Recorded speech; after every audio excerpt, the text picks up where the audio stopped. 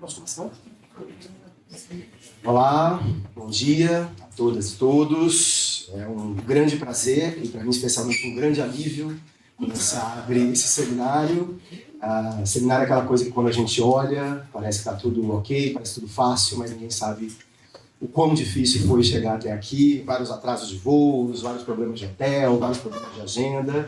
Isso também é um preço que a gente paga por organizar um seminário com várias estrelas, pessoas com agendas tão difíceis. Mas é um grande prazer para mim receber aqui com a casa cheia e abrir a primeira mesa do seminário Contribuições da Sociologia para a Questão Racial. E a ideia desse seminário surgiu a partir de um diagnóstico mais ou menos compartilhado por quase todo mundo que a gente convidou para compor o seminário, de que, de um lado, a questão racial e as teorias ou as visões sociológicas sobre a questão racial no Brasil hoje se politizaram e fazem parte do debate público. É difícil você abrir uma rede social, qualquer que seja, uma semana que não tem alguma treta envolvendo alguma questão racial, de modo bastante polêmico e etc.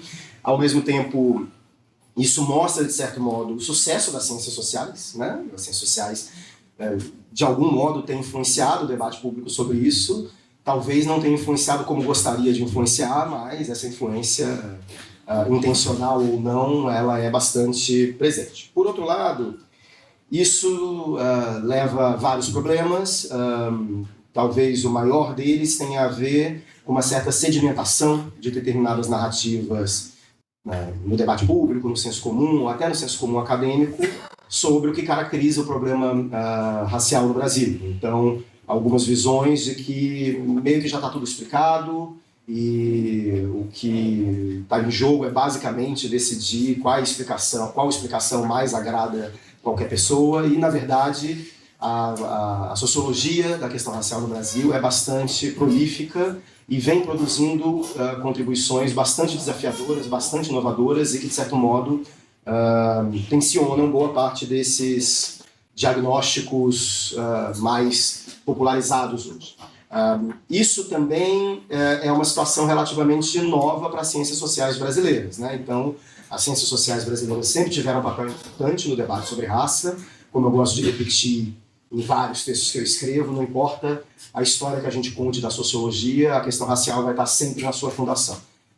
Não importa se você se vê a fundação da sociologia na escola de sociologia da USP, ou se você vê a fundação da sociologia no trabalho de Gilberto Freire, ou se você vê a fundação da sociologia, sei lá, na Carta de Pelo Vaz de Caminha, em todos esses momentos, essas datações históricas, a questão racial vai estar lá presente. Por outro lado, esse nível de politização, no sentido de publicização da questão racial, é razoavelmente inédito. Então, no Brasil, falar de racismo foi, durante a maior parte do século XX, uma espécie de tabu. E hoje é difícil encontrar algum espaço social, alguma esfera da sociedade em que o tema da raça ou algum tema correlado não tenha sido debatido em mesa de bar, jantar de família, festa de Natal, Réveillon e etc. Nesse sentido, a ideia desse seminário era basicamente pensar alguns eixos e organizá-los em algumas mesas para discutir que desafios a sociologia e as ciências sociais de modo geral, mas sobretudo a sociologia, enfrenta hoje para entender a questão racial no Brasil, como esses desafios se colocam em termos acadêmicos, mas também em termos políticos, e quais são as contribuições mais ou menos inovadoras que diferentes pesquisadores e pesquisadoras da questão racial, da sociologia da raça no Brasil, vêm articulando. A gente programou o seminário de modo bastante rigoroso e, evidentemente, toda a programação teve que ser modificada várias vezes. Então, a ideia era começar hoje com uma mesa de abertura que contasse com visões de pesquisadores estrangeiros sobre a questão racial em suas respectivas pesquisas, em seus respectivos países ou, eventualmente, pesquisas comparativas. A gente vai ter que fazer uma pequena mudança nessa mesa de abertura, então a gente começa com a fala da professora Anne Morning, mas o professor Trevor teve problemas com avião, com conexão, enfim, viajar hoje de avião no Brasil está bem difícil, não só no Brasil, mas no mundo, e a gente subiu, modificou a agenda para depois da fala da professora Anne Morning, a gente ouvir a professora, pesquisadora, ex-secretária nacional de políticas de ação afirmativa, mas que tem o título de mais importante de minha amiga, Marcia Lima, que vai falar sobre as visões dela, tanto sobre a sociologia da raça, quanto também sobre as políticas raciais no Brasil. A ideia dessa mesa de abertura é ter conferências um pouco maiores, de mais ou menos meia hora. Se der tempo, a gente abre para um debate, depois a gente faz uma pausa para o almoço, e nas outras mesas a gente vai obedecer mais ou menos um esquema de 15 a 20 minutos para cada palestrante, e a ideia é ter um tempo de debate para que a gente discuta as conferências e o que foi colocado. Esse seminário contou com o apoio da FAPERJ, um grande apoio da FAPERJ, talvez o maior, e também com o apoio do Instituto Ibirapitanga, então é importante reconhecer esses apoios.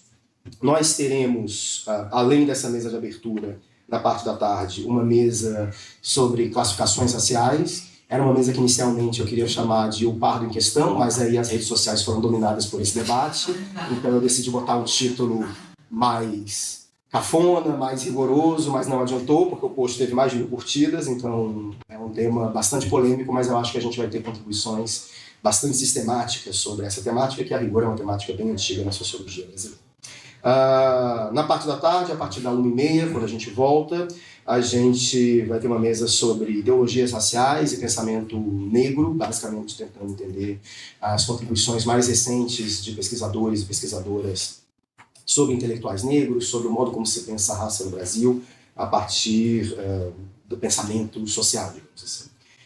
E a gente encerra hoje com uma mesa sobre os desafios mais políticos, ou de representação política ligada às eleições de candidaturas negras, tendo em vista que ano que vem teremos eleições no Brasil, e esse certamente será um dos temas importantes no ano que vem. Teremos um humilde coquetel depois, e amanhã retornamos às 10 horas, como hoje, uma mesa com um debate sobre violência e segurança pública e todas as suas dimensões raciais, um tema também bastante quente. À tarde, amanhã, nós voltamos para discutir o desafio dos dados sobre raça. O Brasil sempre produziu, historicamente, mais recente ainda mais, muitos dados racializados, muitas estatísticas racializadas, mas isso criou nos pesquisadores, nos agentes políticos, uma certa ideia de que o acesso a esses dados e o trabalho a esses dados era relativamente fácil, e, na verdade, nos últimos anos a gente vem vivendo retrocessos em relação a isso. Então, o objetivo dessa mesa é discutir quais são os desafios de trabalhar com dados racializados no Brasil, pesquisas quantitativas em diferentes áreas. E a gente encerra com uma mesa discutindo o tema das ações afirmativas, mais especificamente os resultados, os dilemas das ações afirmativas raciais hoje no Brasil e o futuro, digamos assim, dessa política. Dito isso, a ideia é que seja um seminário bastante dialógico.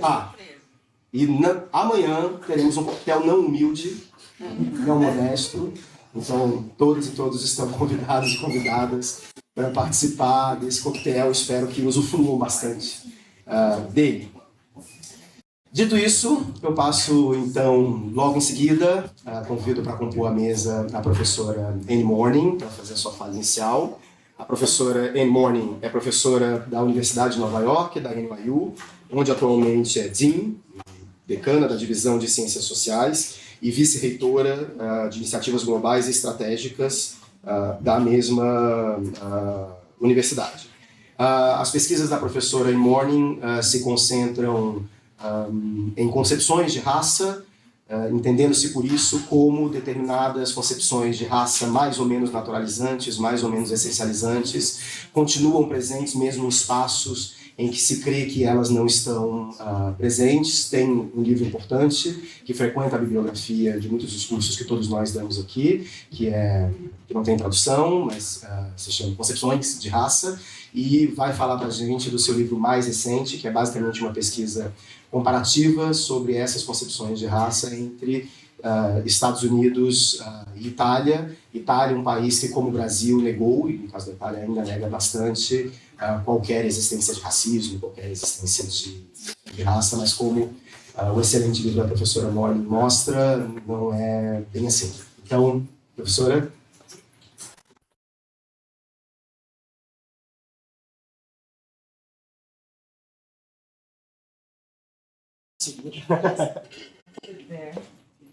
Bom dia a todos.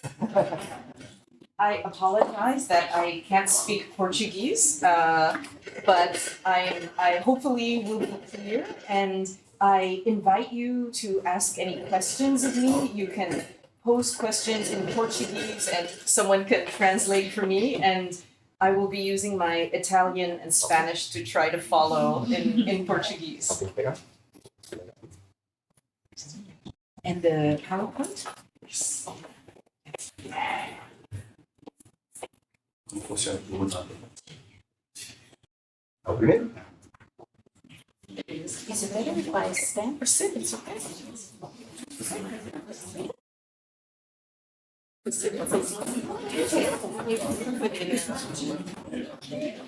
That's it.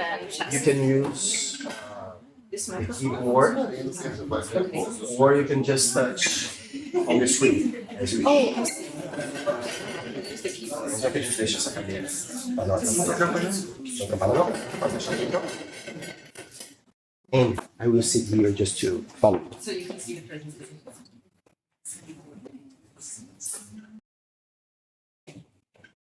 Okay, again, thank you all for being here. It's really an honor to be here, and I want to start off with a very warm thanks to Professor Luis Augusto Campos for having invited me to be here. I'm really delighted and looking forward to being in conversation with you. I'm really honored to have the opportunity to talk with you today about research, comparative research that I conducted on the ways that everyday people think about race and racial difference in a comparison between the United States and Italy, based on a book which I co-authored with an Italian sociologist, Marcello Maneri. In a nutshell, my hope today is that I can use this example of a comparison between the United States and Italy to also think about how we can think in the Brazilian context and also in other parts of the world about how we as social analysts study the beliefs that everyday people have about the nature of race and racial difference. So I'll start off with what was in many ways the inspiration for our work. It came from this book from an English film scholar named Martin Barker, a book that he entitled The New Racism, and published in the early 1980s. Now, in this book, Professor Barker wrote about the debates that he was hearing among politicians in the United Kingdom in the late 1970s, debates about immigration. And Professor Barker felt that he was seeing the emergence of a new way of talking about race, this new racism. He argued that in the past, the ways in which his countrymen, his compatriots would normally talk about race would be in the language of biology, of physical difference, and of hierarchy. So that in the kind of old way of talking about race, people were thinking about it as a matter of biologically or physically distinct groups, with some being superior to others. But what Professor Barker felt was the new discourse that he was hearing was one, oh, there's a picture, whoops, sorry, let me go back a second. Okay. Was a new language where people weren't talking anymore about biology or hierarchy, but instead were just talking about cultural differences and cultural incompatibilities. So he said the argument in the UK then to not allow immigrants from outside Europe, it was not defended as a matter of rejecting biologically inferior peoples, but rather simply claiming that these people, these would-be migrants from Asia and Africa, were simply too culturally different to be allowed to enter the United Kingdom.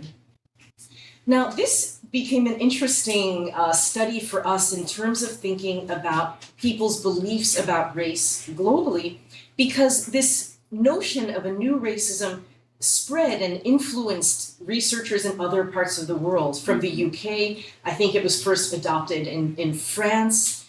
We see in the writings, for example, of Pierre-André Taguieff and Étienne Balibar and others, this consideration of whether this sort of new cultural racism also existed in France. And it made its way to the United States as well, where primarily social psychologists were among the first to ask if there was kind of a new cultural racism that was growing in the United States.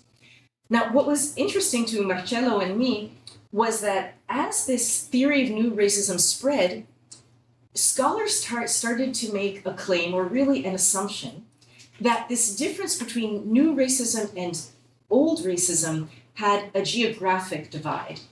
That Europeans were the ones who were embracing this new cultural racism, and that Americans, people in the United States, were instead holding on to or keeping their old form of biological racism.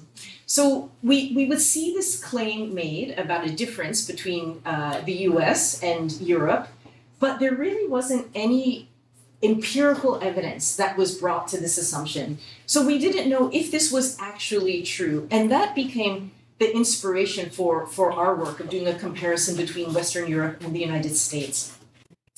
I want to say, though, that there are two important ways, though, in which we didn't simply kind of try to apply the theory of new racism, but we changed it a little bit. We played with it a little. So for one thing, our study was actually not a study of racism in this country. That is, we were not studying patterns of discrimination or the expressions of racial prejudices, but rather we focused in on what we called concepts of difference. And this really, this emphasis on people's conceptualizations, on people's beliefs about the nature of difference, really came out of my first book, The Nature of Race, How Scientists Think and Teach about Human Difference, where we reasoned that the difference between cultural and biological racism really was grounded or founded in a conceptual difference, that is, in a different way of thinking about what race was, about what racial difference was. And so for us, the key difference between cultural and social racism was that, cultural and biological racism, was that in the case of cultural racism, people thought that the main thing that distinguished racial groups was their cultural practices, whereas in a biological model or concept of race, people thought that what distinguished races were above all physical characteristics. So we focus very much in our study on what people believe, their conceptualization of difference. The other thing that's kind of a departure from new racism theory in our work is that we don't limit ourselves to race. We're not focused just on race. And the reason for that is that we were very aware that in trying to do comparative cross-national research, that we couldn't assume that what race might mean to an American would be the same as what race might mean to an Italian, or to a Brazilian, or to a Spaniard, or to a Jamaican. And so we wanted to not limit ourselves to what people said about race or were willing to express about race, but rather we thought it was important to look at the whole range of related concepts that people may call things like ethnicity, or caste, or tribe, or population. And we felt that it was only in this way of kind of casting a wide net that we could really understand how people thought about human difference. So we were looking for a word to capture this broader notion of difference that we felt we needed as analysts. And we turned to the work of the US historian David Hollinger, who had written about communities of descent. And we came to think of race as just one concept in a wider family of related concepts, so that race was one concept of difference that was, in a way, a cousin to ideas like ethnicity or tribe or caste. And the common characteristic between all of these concepts, we thought, was that they all revolve in some way about a notion of ancestry or descent, groups that share, they all had this idea about groups of people that share some characteristics because of their ancestry or their shared descent. So we used in our research this, we kind of adopted this term, descent-based groups, to signal that we weren't studying just what people might say about race, or razza in Italian, but more broadly, how they might think about what they might call ethnic groups or population groups or cultural groups, and then look for what the similarities might be between these different groups. So with that said, I can sum up what we were trying to do in our research as wanting to compare the concepts of descent-based difference that we found between United States and Italy. And I'll say more in a minute about why we chose Italy as a research site for this comparison, this theorized comparison between Western Europe and the United States. More specifically, we had two research questions in mind. We wanted to know, first of all, we wanted to test this assumption about whether it was really true that, in our case, Italians would think about difference in a more cultural way, and whether Europeans, in this case Italians, would think about it, whether Italians would think about it in a more cultural way, and whether people in the United States would think about race in more biological terms. So we wanted to test that. And we also wanted to explore whether there were other concepts of difference beyond culture and biology that we could possibly see and capture in our research. I don't know, I see some people standing. I don't know if maybe there's some chairs here that we can free up for people to come and sit down. I'm not sure there's any more. Okay. All right, so I'll go on to say a word about why Italy was a productive place for us to do this research. So in a nutshell, Italy is a really interesting country in terms of its diversity, in terms of its ethno-racial heterogeneity. For one thing, its immigrant population, its foreign-born population, is very heterogeneous. This is because Italy didn't have a major colonial footprint, so it's not receiving immigrants from former colonized territories, but rather it's really gathering people from all over the world. So the largest foreign-born contingent in Italy is from Eastern Europe, but you have large numbers of people from North Africa, from West Africa, from East Asia, and South Asia. So that diversity gave us a lot of different groups to talk with people about and try to explore their understandings of descent-based difference. Italy is also interesting because historically, there's been an important regional division between northern Italy and southern Italy, a difference that has often been depicted in racial terms as a matter of a racially superior north, settentrionali, as they're called, and then racially inferior people in the south, the meridionali. And so that also lent another layer of richness to what people were thinking about race. There's also in Italy very, very strong prejudices and discrimination against the Roma population, the so-called gypsies. That's something that Italy shares with other European neighbors. But again, that adds another dimension of exploration for us to understand how people were thinking about difference. And then also, the fact that Italians themselves, when emigrating to the Americas in the late 19th century and the early 20th century, they themselves were racialized in particular ways. And in North America, they were racialized as inferior kinds of people. I think it's a fascinating comparison to delve into the ways that was different in South America and to think about how Italians would be perceived here in Brazil, in particular, or in Argentina for that matter, as opposed to the United States. But certainly in the United States and also elsewhere in Europe where Italians emigrated to places like France and Belgium, or England were often also treated as kind of second-class citizens. So that also adds more complexity to the ways in which Italians are thinking about descent-based difference. And then finally, we thought it was an important place to study because, like many of its neighbors in Europe and also other countries, it has this very elevated self-image of being a country that is very tolerant, that is free of racism, We can think of it like in France, the idea of universal republicanism, the idea that in France it doesn't matter what your color is, or the idea that the Netherlands have, that they are a very tolerant society. And of course, we can also compare this to ideas in Brazil of racial democracy, or in the United States, the idea that the United States is this unique land of freedom and liberty and equality and all of those themes. So these kinds of national myths that many of our countries have also have a parallel in Italy. And in Italy, that can be summed up as the myth of Italiani brava gente, so Italians as good people.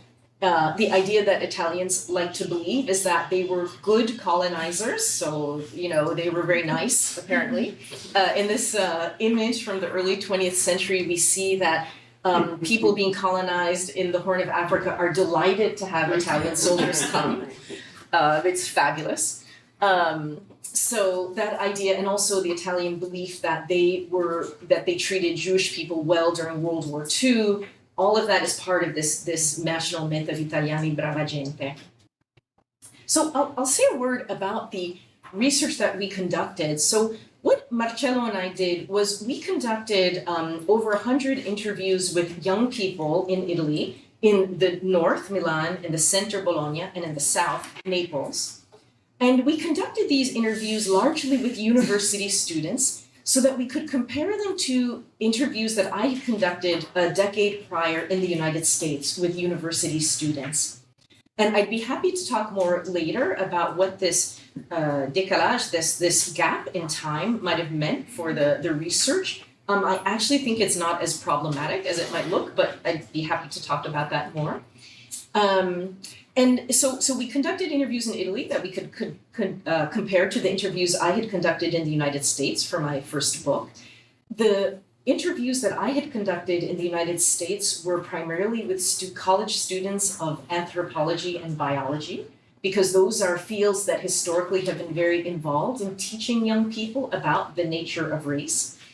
In Italy, we included students from those disciplines, but also others.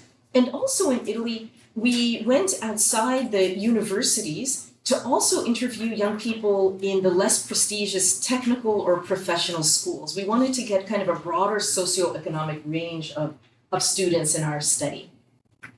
And again, I'll be happy to talk more about the methods later. So let me jump right now to our findings, and I'll start with basically our key message in this research. Our key finding was that we found that the ways in which Italians and Americans spoke about race and other forms of difference was very different. They used very different rhetoric and language.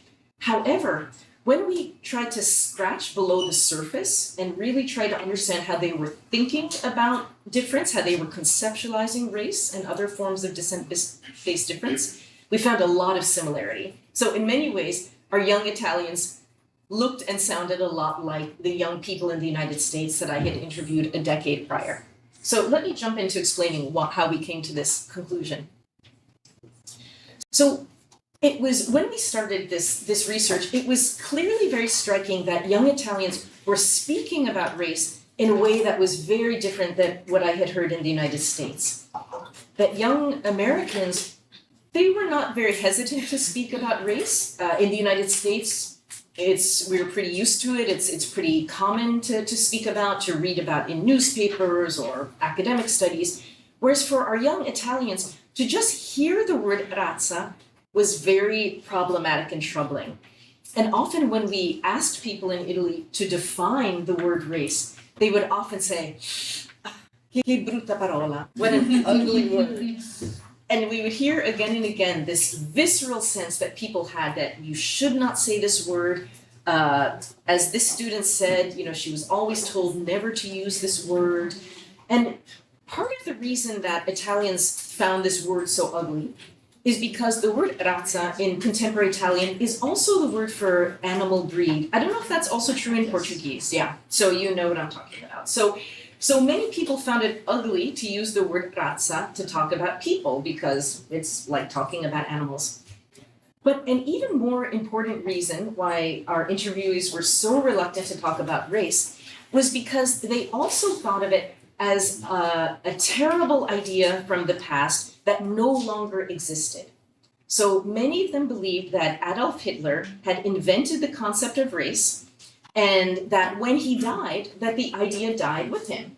So they thought, why should we bring up this terrible idea from the past, this dangerous ideology, let's not touch that. So because of that, we saw a lot of ways in which our interviewees really tried to put distance between themselves and the word razza. So they would say things, aside from saying it's a very ugly word, they would say, it makes me sick to hear that word, I never use that word, other people see race, but I don't see race. And of course, associating race with Hitler was also a way of distancing it, of saying, oh, race, that's an idea from another country and another time that has nothing to do with us.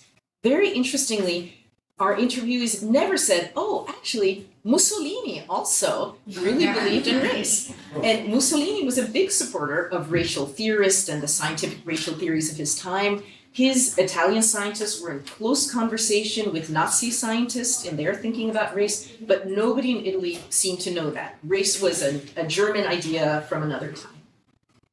So in many ways, we saw a very particular kind of discourse about race in Italy.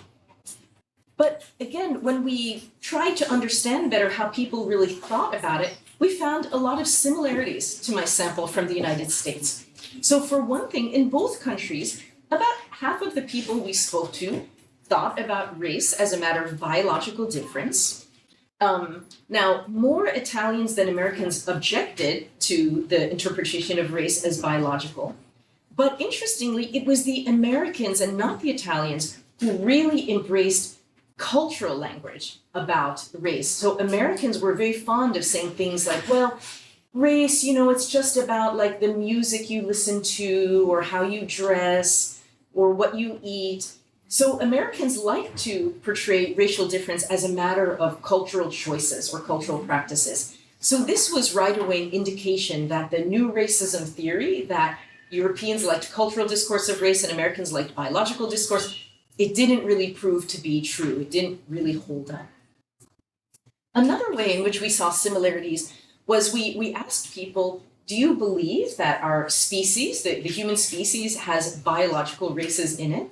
And again, about the same share in the United States and Italy, about 1/3 of our interviews in both places agreed, yes, there are biological races in the human species. But the place where we really, really saw very close similarity between our Italian and our US interviews was when we talked about sports. And it had been my experience in the United States that somehow talking about sports freed people up to say all kinds of things about race that in other contexts they would not like to say or wouldn't speak openly about. In Italian, there's a very nice verb, sdoganare. I don't know if you have an equivalent in Portuguese, which means to let something go through customs. So like in the airport where you have to go through customs and they check and decide whether you can go through the airport and go out into Rio de Janeiro or New York or whatever. So in Italy, this verb, it means that you basically let something pass, you let it go. And what I found was that speaking about sports made it possible for people to say things about race, to let go ideas and comments about race that in other contexts they wouldn't let out, they wouldn't say out loud. So what we did in both countries was basically ask people about different sports and ask us to tell us why they thought that different sports tended to have disproportionate numbers of athletes who were either white or black. In the United States context, I asked them about American football. I asked, why do you think that African Americans are disproportionately represented in our National Football League? And in the Italian context, we asked people, why do you think that athletes of African descent are disproportionately represented in the Olympic sports of track and field, but athletes of European descent are disproportionately represented in swimming events? And what we found out in these conversations with people was that Italians, even more than Americans, believed that Black people have special biological characteristics. They have special physical characteristics that explain their predominance in certain sports. And interestingly, I mean, I heard all the things in Italy that I had heard in the United States. So all these beliefs about, oh, Black people have different muscles, they have different cardiovascular systems, they have different fat, so forth and so on. All of those things Italians believed and more. Italians would tell me things like, oh, Black women's pelvises are too heavy to swim. There were too many crocodiles in the rivers in Africa. Nobody could swim. There was no water in Africa. Nobody could swim. All these kinds of ideas, there were even more in Italy than in the United States, I would say. And also, I think equally importantly, neither Americans nor Italians ever applied this kind of logic to white athletes. So nobody said, oh, yes, there are more white people in swimming because they have more fat that allows them to float in the water. No, they didn't say anything. Or we talked about other sports, ice hockey. Like, do they have special leg muscles? That's why white people are in ice hockey. No. Instead, what Europeans and Italians believed was that when white athletes are overrepresented in a sport, it's because either they work harder, they're very dedicated to their sport, or they have they have more money to train in certain facilities. There was some of that understanding. Or that, that Europeans bring a kind of capacity to think strategically that allowed them to excel.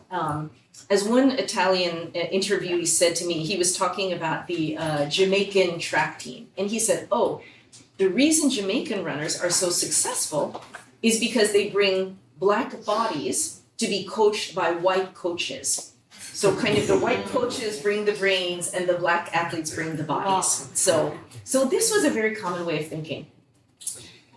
Also very, very important is that when we asked people, well, why do you think it is that African athletes have this, physical ability, or European athletes have this intellectual ability?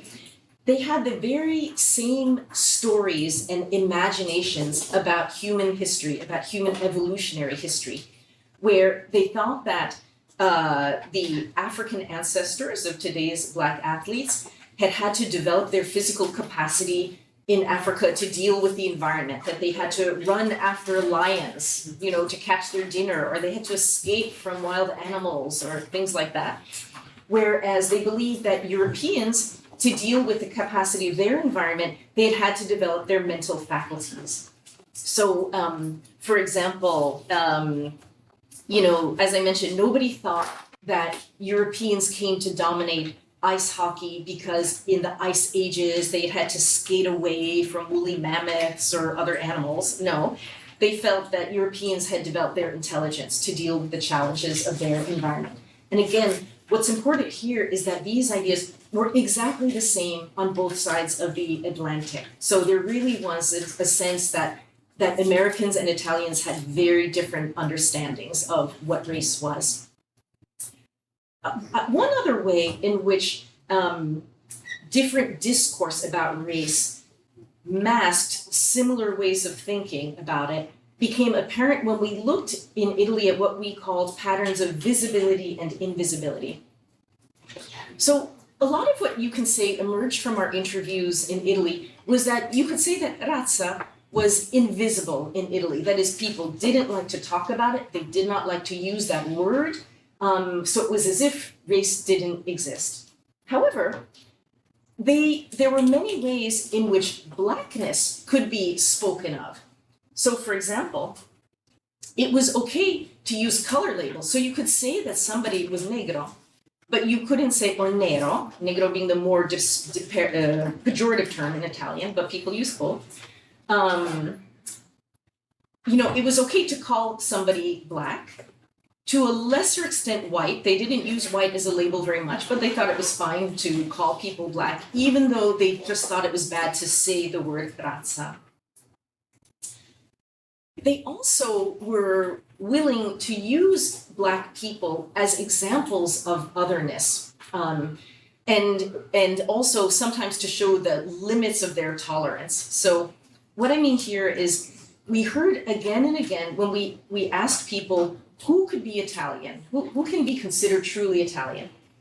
And people would say again and again, oh, even a Black person can be Italian. So this formula, even a Black person, tells us that for them, Blackness was representing the outer limit kind of human difference to Italianness. So on one hand, they were saying, we accept that a Black person can be Italian, although there was a lot of debate about that. It was not a widely accepted idea. But even the people who said, oh yes, of course, a Black person can be Italian, by using that phrase, even a Black person, they were also telling us at the same time that Blackness was really kind of that outer limit. Occasionally, they would also say even a Chinese person, or even a Roma person, even a Gypsy. But most common was to say even a Black person. And also, as we saw in the discussion of sports, that talking about Blackness also made it possible for Italians to speak about biological difference. So in many ways, as much as our Italian interviewees didn't like to say the word race, they were okay with talking about Blackness and used Blackness in many rhetorical ways. Conversely, we also saw that if Blackness was hyper-visible in Italy, that whiteness was hypo-visible, that whiteness was something that was not very visible, not something that people really recognized in the Italian context at all.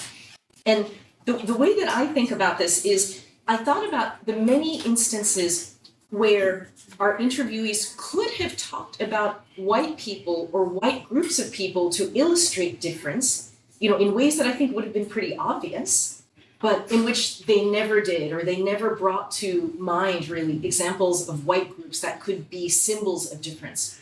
So I think about the groups that were overlooked or missing in our conversations. So one, for example, was white immigrants.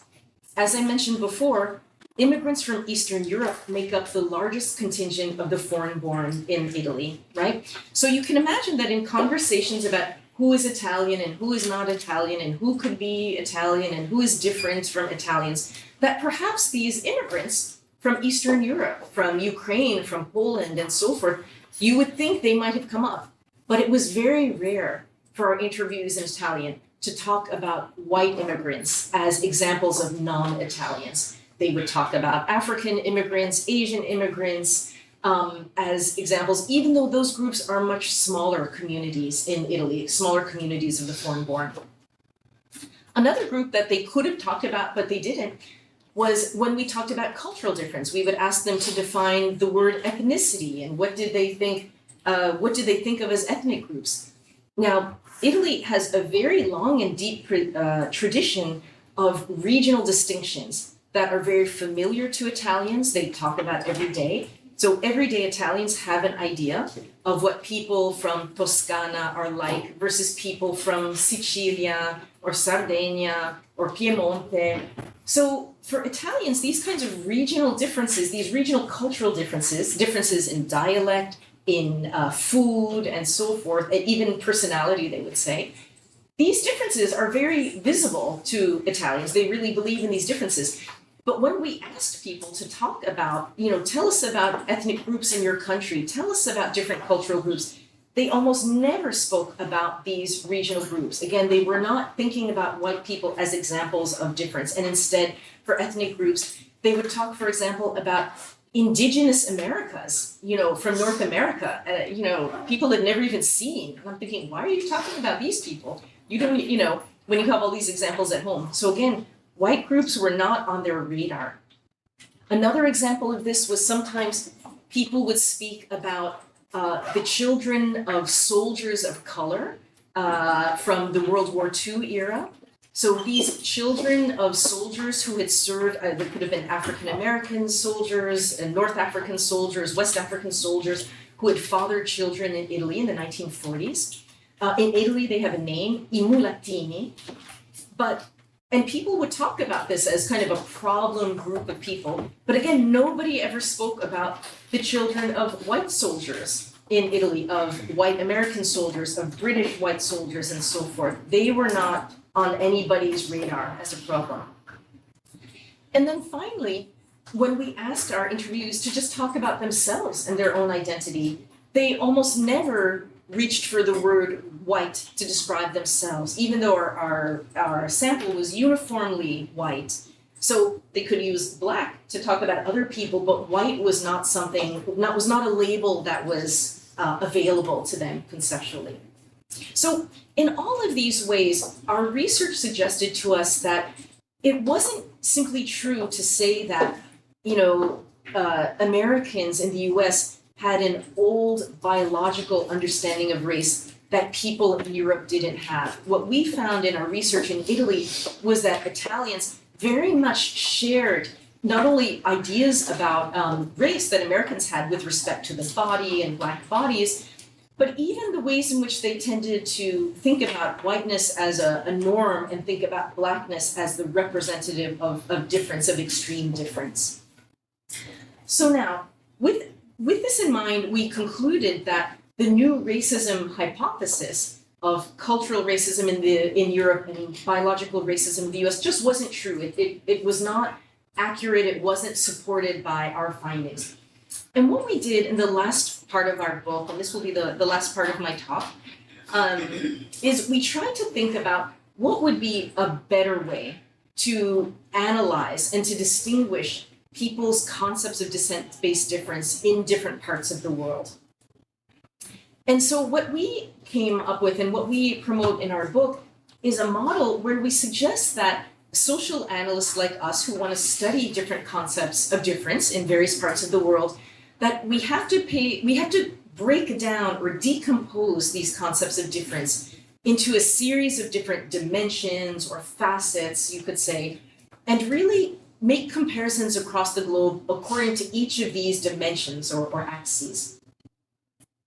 So the first one is really the most obvious one where the culture biology distinction comes in. And that is simply, it's important, of course, to pay attention to what people believe is the fundamental nature of the difference between different groups, whether they think it's cultural difference or biological difference or psychological difference.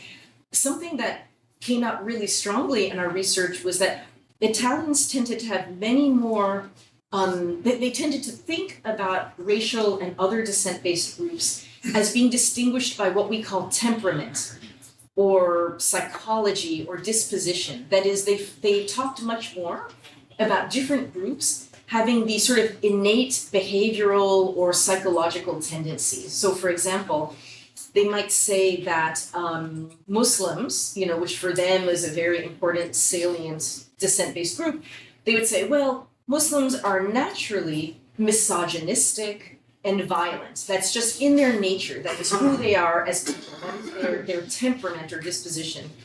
They also told us again and again that Roma people, by their nature, were antisocial and criminal element. So this kind of language of groups having innate temperaments or disposition, it really reflects very old thinking about race. This is kind of a way of thinking about race that goes back to Linnaeus in the 18th century. It's not so common in the United States, but as I'll say in a moment, I think there are different ways in which Americans ascribe behavioral differences to groups, but they ground those in biology. So that's one facet to pay attention to. Another thing, we think it's important to, as researchers, that we make note of which groups different concepts of difference apply to. So the traditional race notion is grounded in a color-coded taxonomy of white and black and yellow and red. That's going to be a different taxonomy, of course, than, let's say, castes, for example. So we think it's important to delineate what the groups are that each concept of difference is thought to apply to, and also to pay attention to the extent to which people believe that the groups in question form a hierarchy, a vertical arrangement, or whether they think there's a more egalitarian, horizontal arrangement of groups. Fourth, very importantly, we think this often gets overlooked, but we think it's very important to explore how it is that groups supposedly acquire the characteristics that people believe distinguish them. So we think it's important to get into people's theories, their working theories or their working models of how different groups have the characteristics they think they have. And we identify kind of four sorts of beliefs about how different group differences emerge. So one is what we call essential inheritance, and this is really just the basic idea that you become a member of a group because you inherit the key characteristics of that group from your parents through biological reproduction. So you are born with the blood of your group or the soul of your group or the temperament of your group, whatever it is that your belief is.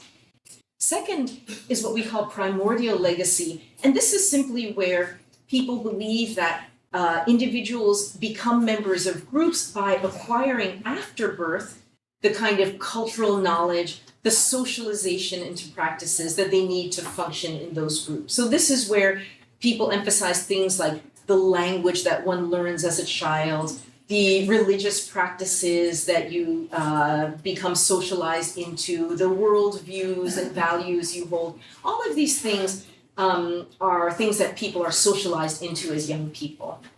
And so that may be how people understand how individuals become a member of a group. Third, what we call deliberate acquisition is something we only saw in the United States and only among the young people that we interviewed in the United States.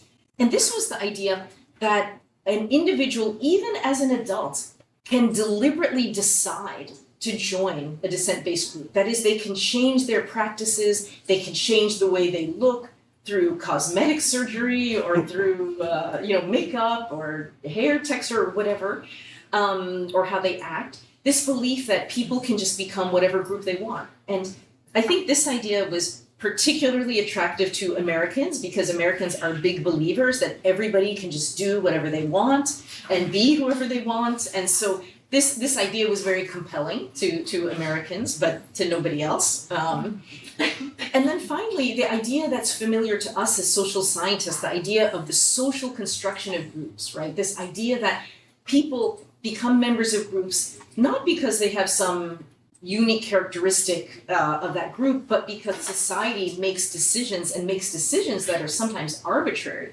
about who goes into what group. That idea was honestly pretty rare, both in the United States and Italy. We didn't hear very much about that. There are two other dimensions of concepts of difference that I'll describe that were particularly helpful in helping us distinguish American from Italian beliefs about difference. So one were beliefs about how permanent group characteristics were. And we saw this particularly with the ways in which people were thinking about culture. So for Italians, your culture, your cultural characteristics were a permanent fact about you. They could not change over your lifetime. And what's more, you inherit your culture from your parents who inherit from their parents, and you pass it on to your children. And so it's unchanged over time. There's just a culture that is fixed and you are in it for life. In the United States, instead, our American interviewees thought about culture as completely flexible. They thought that what your parents' culture is not necessarily yours, and you can change your culture when you feel like it. You can decide to take on other cultural practices. So for Americans, culture was supremely flexible. And this had a relation to the last dimension I wanted to talk to, which had to do with beliefs about how consequential or deterministic group traits were. So this has to do with whether people believed that having the key characteristics of your group had implications for all kinds of areas of life. So in Italy, where people thought about culture as being very fixed over time, they also thought that culture was very consequential. And basically, any difference between groups that they tried to explain, they would often go first to a cultural explanation. So they used culture to explain, as they saw, differences in work performance or work ethic, or your personal life, your romantic life could be explained by your culture. Pretty much everything in your life, they thought, could be explained by your culture.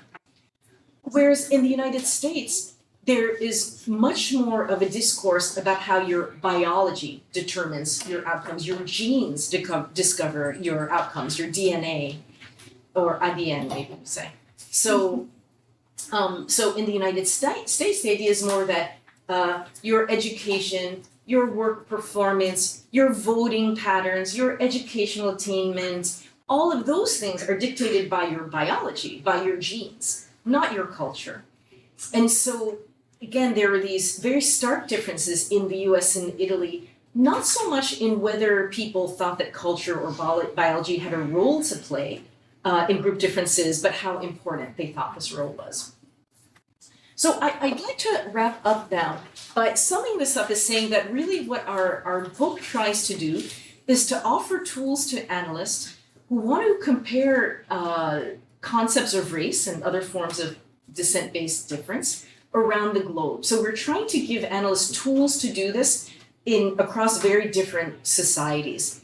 And we argue in particular that what we need is more precise measures of these conceptualizations. So our framework of different elements or dimensions of concepts is really meant to push researchers to be much more detailed, be much more precise in the way that they describe concepts of difference as they study these around the world. And then finally, my last thought is that I think as social scientists, we need to pay more attention to this, that so often we think that we just know what people's concepts of difference are when actually we don't really know empirically, but that it's very important to know what these concepts of difference are, because people's concepts of difference have real implications for our policies and our practices. They have real implications for how we understand group inequalities and how we try to address those inequalities.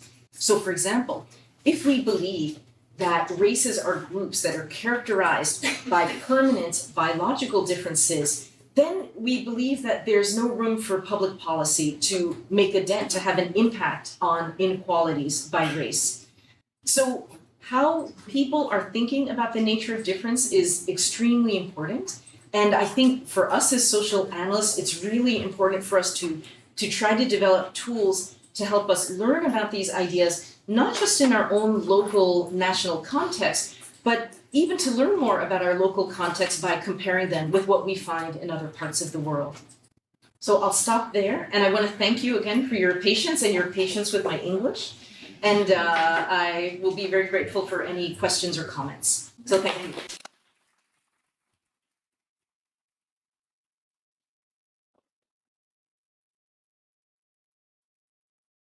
Here, I'll leave you with some pictures of group difference in contemporary Italy.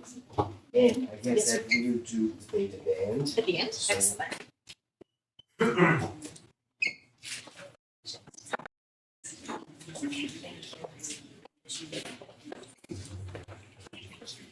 Bom, queria agradecer a Anne. A gente vai deixar o debate para o final, mas eu queria fazer antes passar duas informações. Uma é que, bom, casa cheia, isso é ótimo, a gente adora.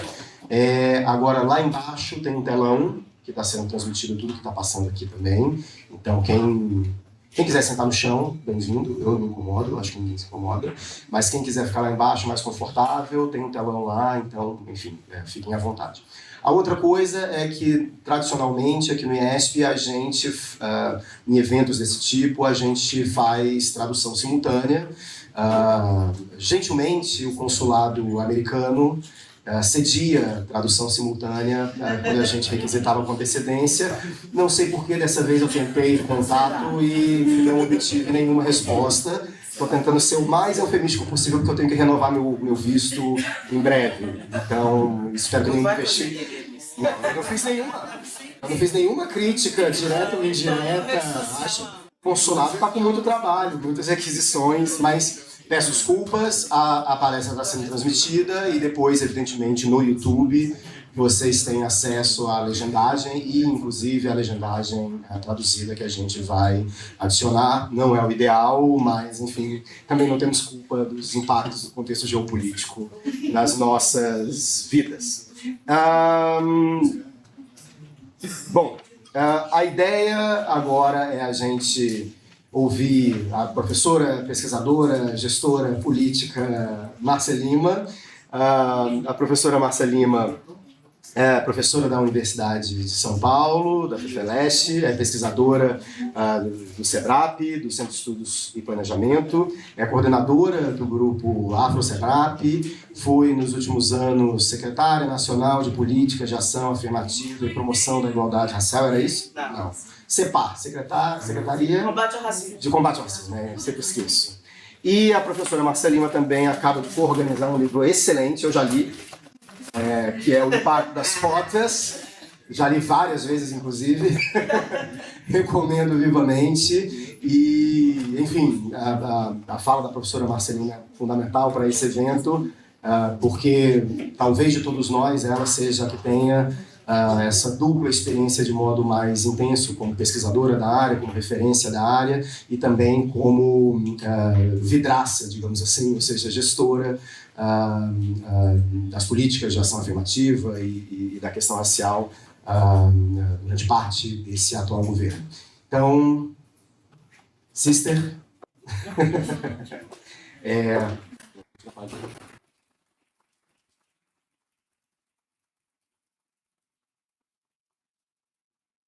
vai ser a mesma dinâmica. Vamos fazer o seguinte, Mori, pra gente liberar, como depois eu vou chamar a Anne, então eu vou puxar essa cadeira, e aí a gente libera essa cadeira. Peraí, deixa eu ver essa. Não, quem não tiver vergonha de aparecer no vídeo pode usar essa cadeira. Alguém também pode ficar na cadeira da professora Márcia, já que ela não vai voltar agora para lá. Ou não, ou vocês podem ficar no mesmo lugar que vocês quiserem. É isso. Mesmo tempo, o tempo que você quiser, e no final a gente abre para algumas questões e pesquisa e debate.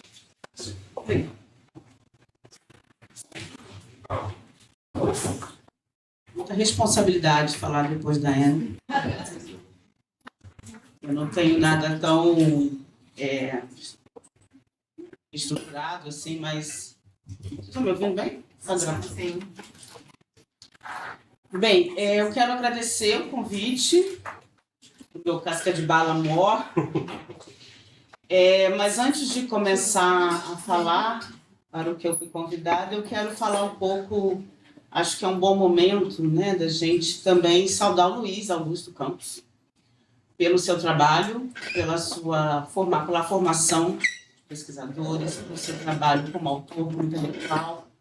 A institucionalização desse tema nesta casa deve muito ao seu trabalho, né? Principalmente depois que perdemos Carlos Razenbaum, e essa casa tem uma tradição antiga. Eu acho que você teve um papel muito importante na continuidade desse trabalho, na formação de uma geração de pesquisadores negros que adentram a universidade, graças também a um trabalho político árduo de construção de políticas de ações afirmativas nas universidades brasileiras. E dizer que é uma honra muito grande ser sua parceira, sua coautora. Sério, Luiz, você tem feito um trabalho gigante e você merece esse reconhecimento.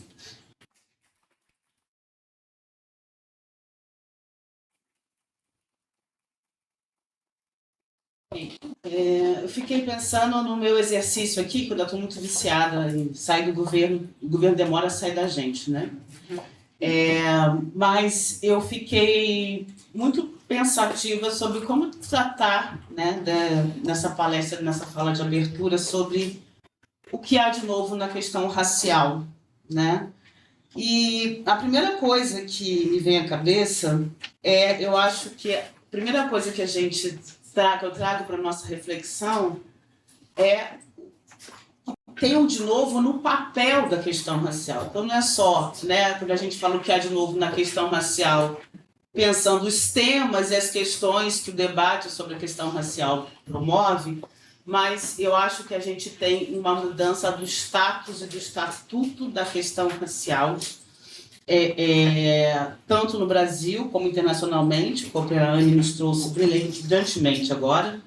E como eu não poderia deixar, vocês sabem que essa casa me emociona, essa casa me traz lembranças importantes da minha formação junto com o Carlos, e eu sempre lembro de um texto do Carlos, de 1990, em que ele diz o seguinte: quem já passou pela experiência de trabalhar por mais de 15 anos, esse texto foi escrito em 1990, portanto, ele estava falando de um longo tempo, né, da década de 70, com o tema das relações raciais e das desigualdades raciais no Brasil, como é meu caso, dificilmente escapa a sensação de pertencer a um gueto minoritário dentro das ciências sociais brasileiras.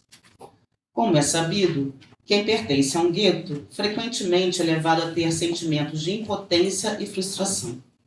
Afinal de contas, os habitantes do gueto raramente são ouvidos pela maioria de fora. Ou a maioria finge que não escuta, que a conversa é com ela. Texto do Carlos Rasenbalg, está no Relações Raciais no Brasil Contemporâneo, tem uma versão desse texto, né?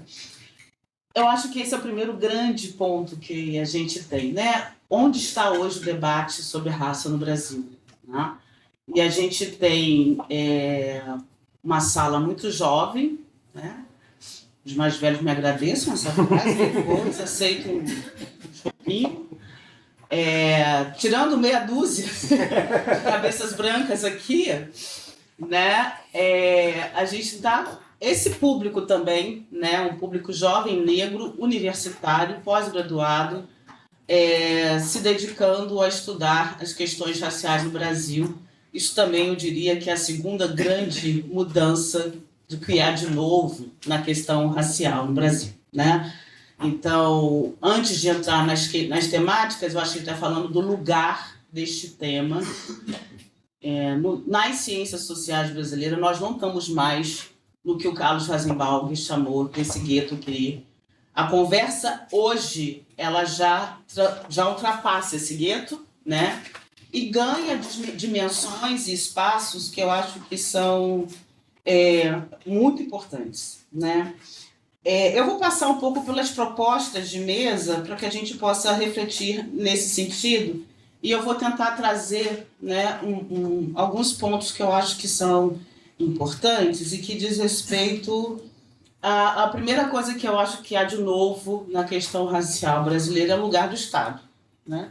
É do Estado, da gestão pública, e aí a gente, durante muitos anos, nós mais velhos aqui nessa sala, os cabeças brancas da sala, cabeças brancas e pintadas, como é o meu caso, a gente falava, né? O governo precisa olhar para a questão racial, né? Nós precisamos de políticas públicas para a questão racial, precisamos enfrentar as desigualdades raciais com políticas públicas.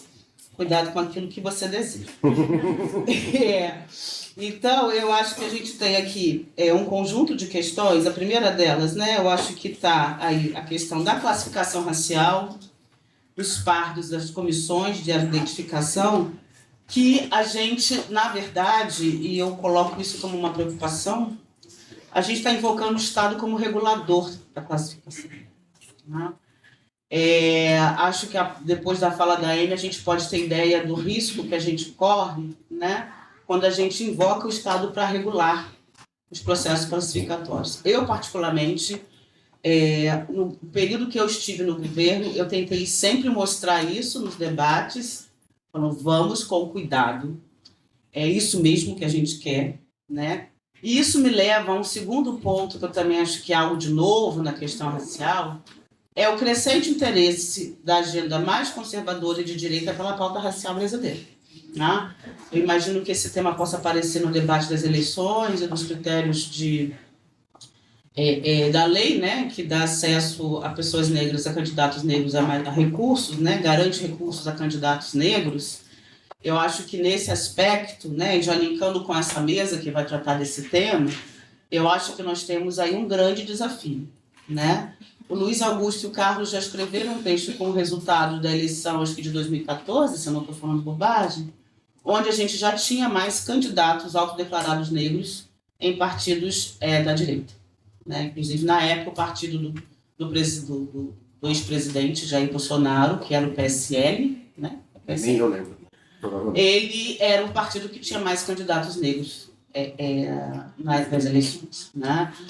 Os partidos de esquerda, tirando o PSOL, tinham uma performance realmente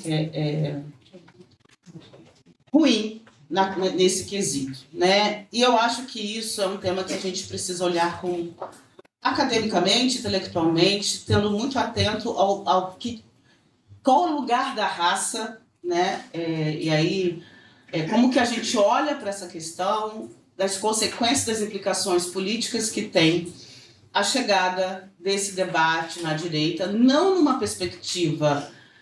você tem aí na direita hoje, né, uma negação desse debate, o que a gente viu na época do consórcio, né, dos projetos de lei que tinham para mudar a lei de cotas no ensino superior, tinha projetos para aumentar o escopo dos grupos, o que também descaracterizaria a ideia da política, trazendo elementos não socioeconômicos e raciais, né, como referência de beneficiários, mas também ou tirar a raça e deixar a classe. Mas hoje no Brasil eu acho muito difícil que algum projeto de lei que mexa nessa política como ela está tenha sucesso, né? Porque ela já está sendo, de uma certa forma, incorporada, beneficiando também as pessoas da direita. E, portanto, isso é algo que a gente precisa ter atenção. Quem mais apresenta projeto com pauta racial hoje é o Hélio Bolsonaro. Então, isso é uma questão que a gente nos desafia intelectualmente, né, a entender também as consequências políticas dessas transformações e o novo da questão racial. Pode ser, né, uma coisa positiva, interessante, instigante do lugar da raça nas ciências sociais, mas também a gente enfrenta aí o desafio de colocar, né, a direita nesse debate. Hoje, a PEC que tramita no Congresso Nacional, que é uma PEC que foi assinada pela Frente Negra Parlamentar e que virou uma PEC multipartidária, ela tem como propositor um deputado do PSD. Então, isso já está... a gente sabe que a frente tem deputados de diferentes partidos, mas se essa PEC for aprovada, isso vai ser capitalizado para o deputado que leva esse projeto, que depois tem a assinatura de vários deputados, mas a gente vai ter aí uma mudança importante. Eu acho que essa PEC não passa, mas tudo bem. Eu não vou aqui apostar, eu acho que isso tem um caminho muito longo de aprovação dessa PEC. Eu acho que ela pode chegar a um desenho muito diferente, que isso é uma experiência que a gente tem quando trabalha com o Congresso Nacional. Aquilo que você apresenta como projeto de lei, o que sai aprovado, realmente... tem muitas transformações e muitas disputas políticas, né? Então, eu acho que a gente tem esses dois campos aí, e a questão da classificação racial e das comissões, elas perpassam também, né, toda e qualquer política pública que você vai produzir voltada para a população negra, né? Algo que a gente, ao final desse 2 anos e meio quase que eu fiquei no governo, e duas coisas que eu trabalhei muito, que foi a aprovação das 2 leis de cotas, tem um aspecto que que é negligenciado um pouco pelas leituras que eu vejo desse debate, que é desaparecer o termo negro das políticas públicas. Então, você tem o Estatuto da Igualdade Racial, que fala que preto mais pardo é igual a negro, mas pela luta que tem hoje já dentro do Congresso para que isso não se concretize, isso aconteceu na Lei de Cotas do Ensino Superior, que as comissões de heteroidentificação não entraram na lei, e os termos que ficaram para os beneficiários foi preto, pardo, indígena e quilombola. Não existe hoje, na letra da lei, uma política para negros no Brasil. Então, isso me chama muita atenção, porque todo esse debate relacionado aos pardos, né, a esse debate dos pardos, se eles entram, se eles não entram, né, da bendita história aí de parditude, a lei já está fazendo o que eles querem. O que você tem é o desafio da classificação e da banca. Porque a lei já está como os par de todos querem, entendeu? Então, assim, isso é uma tensão importante. A lei já é para pretos e pardos. A lei não tem, na letra da lei, o termo negro, que era previsto, que tinha na versão da 12.990 e da 12.711, e que nós tivemos que retirar para aprovar. Isso foi uma negociação que eu pessoalmente fiz dentro da Câmara dos Deputados com as duas relatoras, tanto com a Dandara na Câmara para a Lei de Cotas do Ensino Superior, como com a Carol D'Artora na lei. A gente teve que negociar, principalmente com os senadores e deputados do norte do Brasil, essa retirada, que são eles que reivindicam a identidade mestiça. Né? Inclusive, acho que em alguns estados, ou o estado da Amazônia, o mestiço é uma categoria reconhecida pelo Estado. Então, a gente está diante de um imbróglio que é muito mais complexo do que simplesmente... nós não temos, né? Assim, a gente fala, eu falo, o Luiz fala, todo mundo que está nessa sala fala, políticas para pessoas negras no Brasil, só que, no termo da lei, isso não existe. Né? Embora tenhamos o Estatuto da Igualdade Racial, onde esse termo está.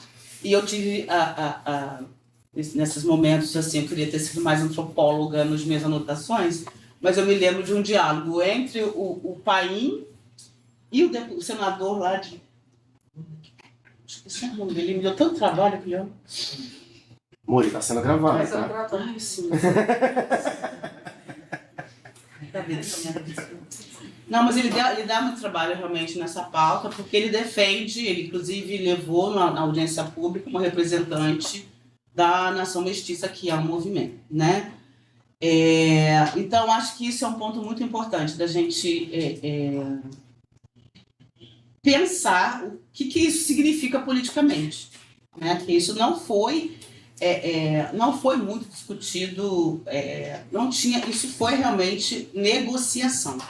Tá? Então, acho que quem quiser estudar isso, acho que a Dandara e a Carol D'Artora acompanharam e fizeram essa negociação, mas a gente também, né? Mas isso é um ponto que eu acho que é muito importante e que junta aí duas coisas, né? Que é onde o Estado entra, né? Como regulador dessa classificação, e também o Estado propondo políticas para esses grupos, né? Uma segunda entrada que eu acho que aparece aqui, que são as políticas regressivas do Estado para a população negra, que no caso aqui, o tema da violência e da segurança pública, onde a gente desloca o Estado de regulador, né, para ser o perpetrador do racismo. Né? Então, esse é um outro lugar que o Estado assume, e o Estado vira meio que um objeto de pesquisa, onde a gente vai olhar para as políticas de segurança pública, a gente vai olhar para a forma como o Estado mata, encarcera a população negra brasileira. Né? Então, veja que a gente está colocando aí como essas grandes agendas aí relacionadas ao Estado brasileiro. Né? E aí a gente tem ainda, né, acho que o tema eleitoral eu já falei, uma outra agenda que é a própria agenda, que é uma agenda clássica, né? Que é o que há de novo na questão racial nos estudos sobre desigualdades. Eu estou muito curiosa na expectativa de dialogar com essa mesa, porque eu acho que é onde a gente tem que ter uma criatividade intelectual muito grande para olhar para os dados, perguntar aos dados o que a gente pode extrair deles em relação a algo que é além das desigualdades de oportunidades, desigualdades de condições, que são resultados e análises clássicas que a gente tem sobre isso. Né? Por que a gente tem que olhar com novos olhares? Diante de tudo que a gente está colocando aqui. Né? Então, o pardo e o preto, como categorias, a gente ainda vai continuar juntando, criando a categoria não branco, negros, né? Em que dimensões a gente pode olhar e ver se essas categorias, né? Que eu acho que uma grande maneira de dar resposta a esse debate é com pesquisa, que vai trazer esses dados sobre pretos e pardos, porque quando eu comecei a estudar isso com o Carlos Jazenbalg, que sabiamente chamava de não brancos, se a gente estivesse lidando com a categoria do Rasenbalg, a gente não estaria diante desse problema, porque o que o Carlos falava, né, do custo de ser não branco no Brasil, um clássico do Nelson Vale Silva de 76, esse texto, eu acho, né? Qual é o custo de ser não branco no Brasil? Essa pergunta ainda faz sentido? Né? Porque na medida que a gente vai construindo, né, a pretos e pardos, até onde eu fui, que já tem algum tempinho que eu não mexo com os dados, ser preto e pardo tem um trabalho da Verônica, né, tão perto, tão longe, que eu acho que é sensacional para a construção que ela faz disso, mas nós temos mudanças na percepção dos pardos em relação, né, a esse lugar, mas os dados estatísticos continuam dizendo que pretos e pardos ainda têm condições socioeconômicas similares, né? Então, nesse sentido, o que a gente precisa, né, voltar para os dados e ver o quanto que os dados estatísticos nos ajudam, não somente os estatísticos, principalmente os qualitativos também, que eu acho que pesquisas qualitativas sobre, né, eu acho que tem uma pegada que é olhar para a desigualdade de forma qualitativa, né? E aí eu acho que a gente pode, de uma certa maneira, tentar responder a esse debate, né, do que a gente está falando. E aí eu passo pela ideia das ideologias raciais, do pensamento, que o que está em jogo nesse debate não é apenas uma classificação racial, mas é a questão de uma construção de identidade. Né? E aí eu vou ser muito gestora ainda, né? Ou seja, a política pública, ela não foi desenhada para que, como consequência não esperada ou esperada, que a gente tivesse uma construção de uma identidade negra nesses espaços onde a gente... É para isso que a gente faz a política, ou isso é uma consequência da política, mas não é o que organiza a política.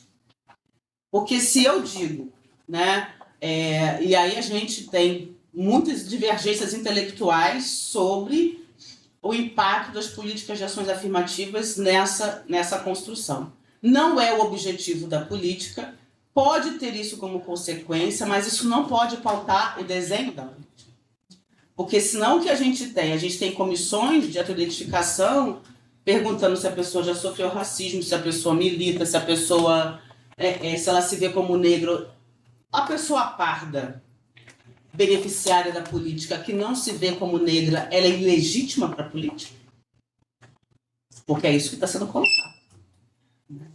Então, esse é um ponto, sabe? Eu acho que eu estou aqui colocando um monte de perguntas, construindo um apartamento na cabeça de vocês, porque eu acho que isso é o que há de novo na questão racial. São as consequências, primeiro, de uma agenda de pesquisa construída por pessoas muito importantes, né? Isso aqui é uma herança intelectual que a gente tem, que eu acho que também é pouco reconhecida às vezes, sabe? Antônio Sérgio Guimarães, Carlos Rasenbalg, né? Entre outros, tem contribuições para o que hoje, né, vocês, né, uma geração mais jovem, né, é muito importante a gente olhar para o que se acumulou até aqui. E isso é uma coisa que eu sinto muito falta, como docente, como orientadora, e também nessas novos atores de internet, de rede social, que desconhece o acúmulo intelectual e o acúmulo político que trouxe a questão racial para esse lugar que ela ocupa hoje. Né? Então, eu acho que é muito importante também que essa história das relações raciais, né, essa história deve ser contada, né? Ela tem que ser aprendida. Né? Não é a minha experiência como pardo, como negro, como preto, que vai definir o meu entendimento sobre ela se eu não olhar para o que já se pensou, o que já se disse sobre isso. Né? Aquele bom e velho capítulo 1 que não estão fazendo direito mais.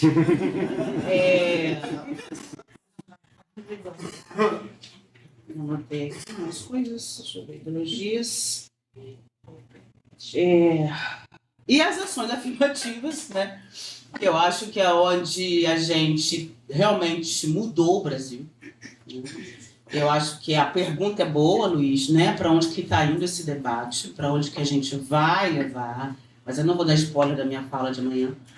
Mas o que eu acho que tem, trazendo um pouco também como base aqui para o que a gente está pensando, é para onde esse debate vai e quem são... E aí eu acho que tem... A ação do Estado está no limite.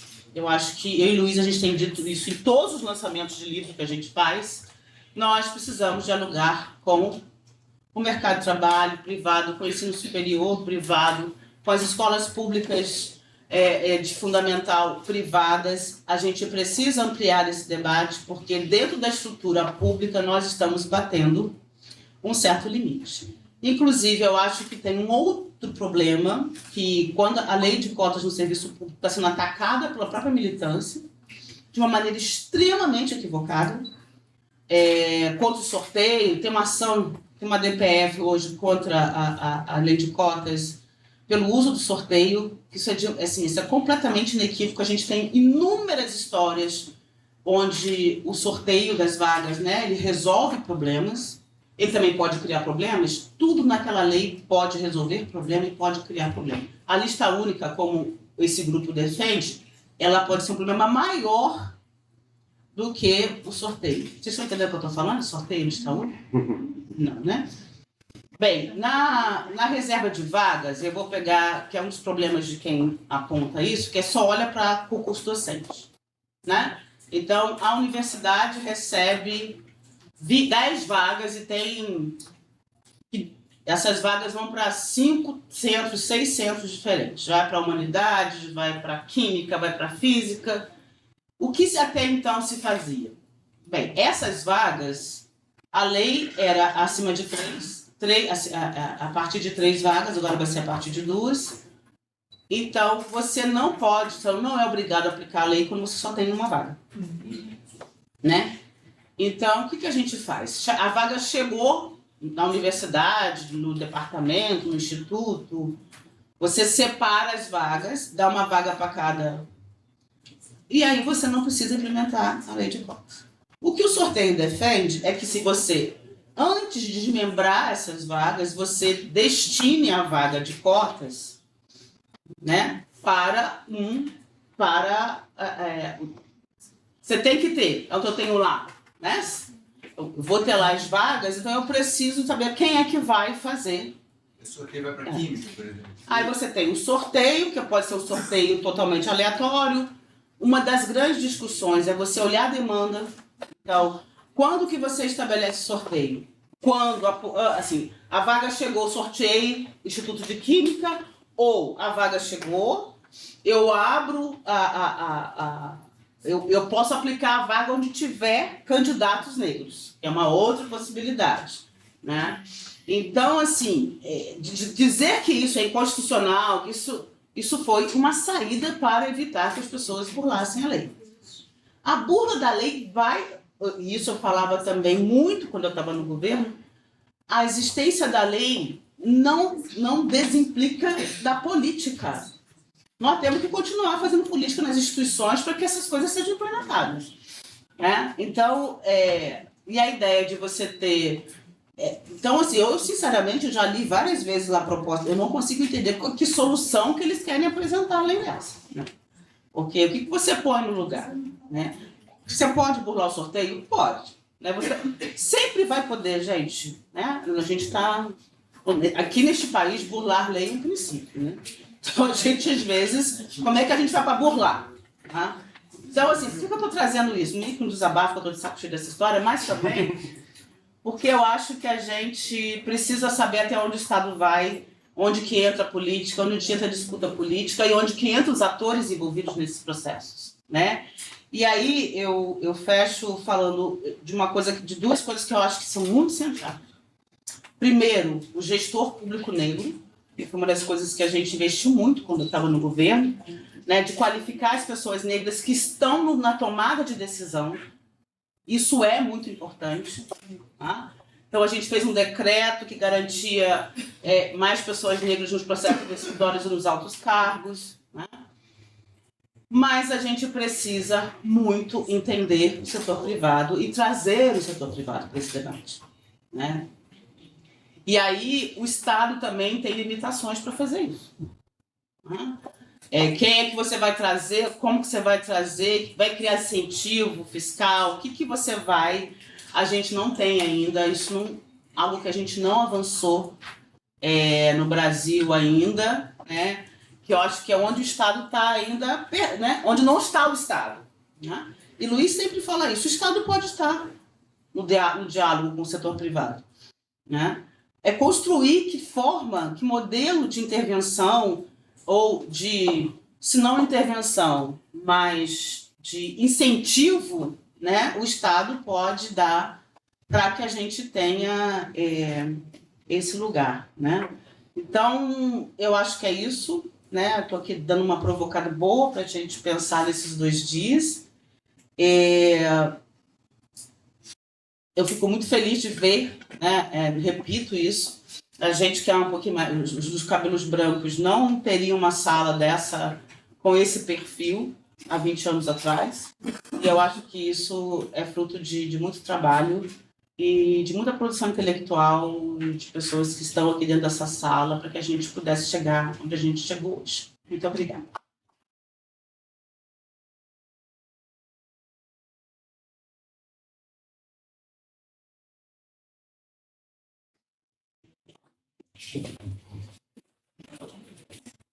Bom, gente, vários triplex alugados nas cabeças das pessoas.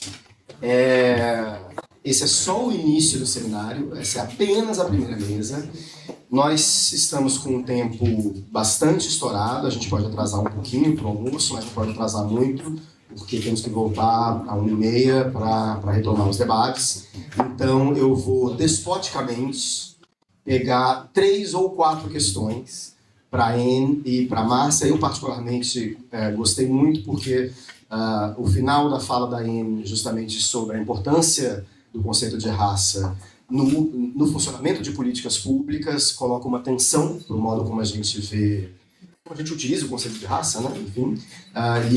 E essa deixa foi, de certo modo, bastante aproveitada pela Márcia ao colocar as suas questões, que são todas questões, todos os pontos que a Márcia colocou, são todos pontos políticos e sociológicos, né? Um discurso que me incomoda muito é, às vezes, ver na academia essa ideia de que a sociologia brasileira está isolada na sua torre de marfim e não tem nenhum impacto na sociedade. E eu quase sempre digo, para a gente que trabalha do tanto que a gente trabalha, uma torre de marfinzinha não ia fazer mal para ninguém, assim, uma semaninha na Torre de Marfim, isolado, só escrevendo, e eu particularmente ia gostar. Então é isso, 4 perguntas, alguém quer se candidatar? Antônio Sérgio, quem mais? Bom, vai ser ótimo, porque a gente vai para o almoço cedo. Seu nome? Eva, é a última chance. Dou-lhe uma, dou-lhe 2. Beleza, então, Antônio Sérgio. Rapidinho, João, cadê o João? Mina, tem que falar no microfone? Então vamos lá.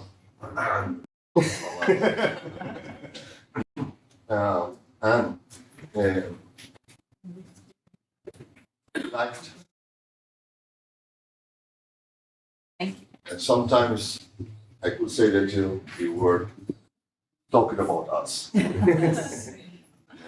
There was a famous sociologist in Brazil that wrote in an introduction to Nina Rodriguez, another very racist, racist in good terms, that is to say, scientific racist in the 18th century, the end of the 18th century. And he said, all he wrote is good for now, is good now, if you only change the word race for culture. It gives a sense of you were talking about us. But one thing that struck me is that when you said that deliberate the Americans.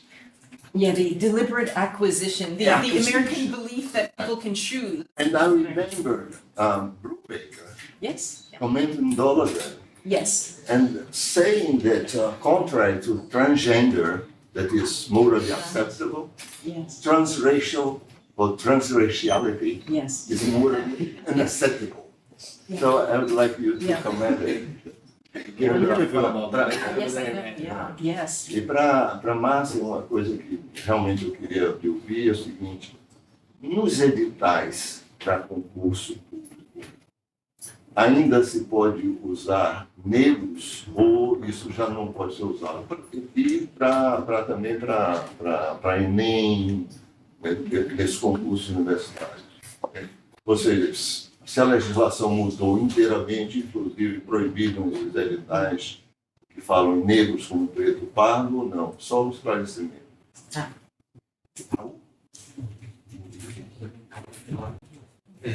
Bom dia, vou fazer a pergunta para a Márcia. Eu vim aqui também porque eu sou diretoria do Sindicato de Docentes da UF, então várias dessas questões que você comentou das políticas públicas estão aparecendo por lá. A questão do sorteio, que é uma posição do ANDE ser contra o sorteio, a questão das comissões de heteroidentificação, enfim, estão dando um problemão lá na UF agora, recentemente.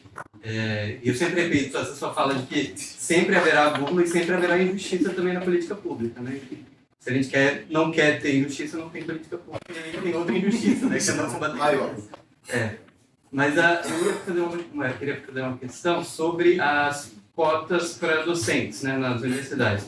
Que a gente fez um estudo recente lá na DUF e identificou que 130 vagas deveriam ter ido para docentes negros cotistas entre 2014, que é da lei, né, até 2019, que é quando a UF não implementava a lei de cotas, e depois de 2020 a UF passou a implementar a lei de cotas e ainda assim a gente tem um déficit de 45 docentes que não foram aprovados no concurso, né? Essa que é a questão. E aí eu queria que se você tem ideias para como a gente pensa, até para além da ação institucional, né? Eu penso, por exemplo, no que o Coletivo Negro do IESP faz, que é ter um curso preparatório para candidatos negros para o processo seletivo. Será que daria para pensar algo nesse sentido para docentes também? E a questão das bancas, se dá para pensar em reformas nas bancas para que essa política pública seja efetiva e não seja só percentual que não é atingido, né? Obrigada pela sua fala também, mas eu vou direcionar minha pergunta para a mesa, foi ótima. And thank you for your talk. I'm looking forward to reading your book. My name is... Do you want to stand up a second so I can see you? Sure. Thank you. My name is Eva. I'm a PhD candidate in rhetoric at Northwestern University. I thought it was very interesting, and maybe I misunderstood, but I identified something that seemed a little bit paradoxical in the points that you were presenting towards the end, and the fifth and sixth points about the permanence of constitutive traits and the determinism of constitutive traits in the US. And I wanted for you to talk a little bit more about this, elaborate on the fact that you mentioned that in the US culture is flexible, so you can have a different culture from your parents, but then at the same time, the behavior, they identify the behavior as determined by biology, which seems a little bit in tension, like these two positions. So, at least to me, it felt a little bit like how in terms of permanence, something can be flexible and malleable, while in terms of determinism, it comes from biology. So I wanted to elaborate on this tension a little bit. Thank you.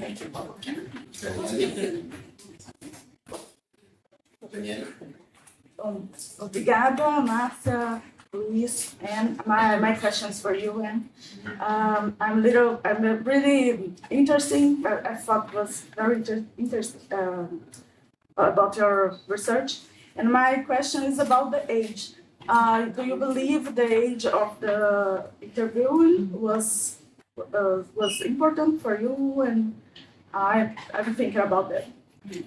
That's what my question as well was the age and why did you students in the university? Because it's a very specific group to analyze. Great question. And Marcia, I want to say, although I didn't get everything of your talk, I can hear some things like cabezas brancas. So I knew something important was going on. Thank you. So again, thank you all. Thank you for the questions. So first the question about transgender versus transracial identities, and I want to thank you for this question because this is actually my next research project.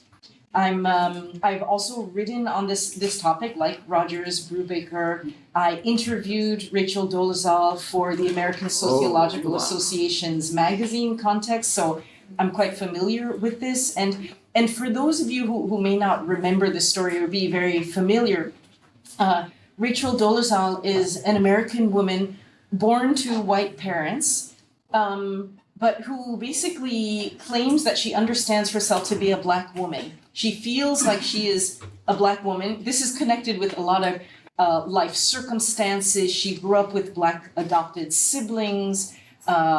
She has basically spent most of her adult life in the Black community. And because of the one-drop rule in the United States, where anybody pretty much can be Black as long as they claim to have some distant Black ancestry, she, successfully presented herself as African American for many, many years. So this situation, it caused a huge uproar in the United States when it came to light. She was actually denounced by her parents. And the reason they denounced her was because she was part of a court case against her white brother who was accused of sexually abusing her Black adopted sister.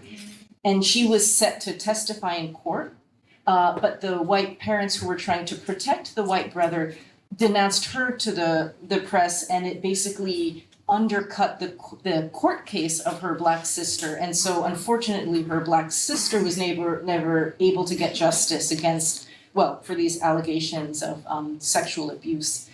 So her story kind of came to public light in these circumstances. Now, she also came to public prominence at a time when transgender people were, I think, gaining new acceptance in the United States. Her case came to light at the exact same moment when Caitlyn Jenner, a trans woman, was being publicly celebrated. And so the question came up, why are we accepting transgender identities, but we are not accepting transracial claims? And this is, I think, a really fascinating sociological question that Rogers Brubaker tried to unpack. I think that there's still a lot of work to do on this. But the research that I am starting off on actually looks at other cases of transracial claims. So believe it or not, Rachel Dolezal is not the only person in the United States who is basically claiming a racial identity that is different from the one that we would normally assign to them. So I think that this is, in some ways, it's a work in progress. It's a developing evolution where people are looking to transgender identities and saying, oh, well, if it's possible to be transgender, is it also possible to be transracial? There are definitely other people out there claiming that status as well. There's also, I think we have a certain history of people in the past who chose to live as members of a different race. And while we don't know so much about what pushed them to do that, I think there is some history for some transracial behaviors. And now, in fact, there are, not surprisingly, communities of people on social media who claim that they are truly inside members of a race other than the one that we see on the surface. So, and this is another story, but they are today disproportionately white women who are taking on identities as women of color. And I think there are reasons for that have to do with gender and that have to do with the restrictions on white women in our culture in the United States and the ideas of the kinds of behaviors that they are socially permitted to engage in. But I think also the most interesting thing about this phenomenon right now is that under the new Trump administration, which is so hostile to transgender identities, I suspect we're also going to see a retrenchment, a decrease in the numbers of people claiming transracial identities as well. Because the Trump administration is very determined to convey to the public that that race, like gender, are natural identities, that they are not socially constructed. The administration is rejecting claims of transgender identity, and I think similarly they have signaled that they are opposed to the idea of race as socially constructed. So I think that maybe transracial as a movement had its moment, and it's going to be underground for a while, I believe. Yes. On the question about rhetoric, so I don't want to get into an argument with a specialist in rhetoric, but it's not my specialty. But I guess the way I would explain what may seem like a paradox is that in Italy, people saw culture in a way as almost essential, as a thing that was very permanent. So that is how they were thinking about it. They thought, I think, of culture as something that was maybe even transmitted through the blood, so to speak, or through, as well as through socialization. So they saw this as very, very important. For Americans, with their legacy of migration to the country, and so a lot of lived experience, and I would be interested to know the parallel with Brazil's history, but a lot of experience of people who had grandparents from Italy or, some other, Ireland or whatever, who spoke different languages and had different customs that are no longer the customs practiced by the grandchildren. I think there's much more of a sense that culture is not something permanent, that it changes over lifetime and that people can change it. And so I think Americans in our research didn't reason so much about culture as being deterministic or having the consequence that Italians did, but instead there's a different discourse available to Americans that for Italians was almost unheard of, and that is all this discourse around genetic. So in the US, we hear increasingly that all kinds of things you do in your life are actually determined by your genes. And so they think that culture doesn't matter, but genes do. So I don't know if that helps reconcile and they think about genes as determining behavior, not culture. But how does culture relate to behavior? And it seems like culture's. I would say in our Italian interviewees' words, culture was very related to behavior. For them it is. But for the Americans, they were not thinking about behavior as being determined by culture. They were thinking of behavior as being determined by your biological makeup, by your genes. And culture reflects what, if not behavior? So for Americans, culture is like lifestyle choice.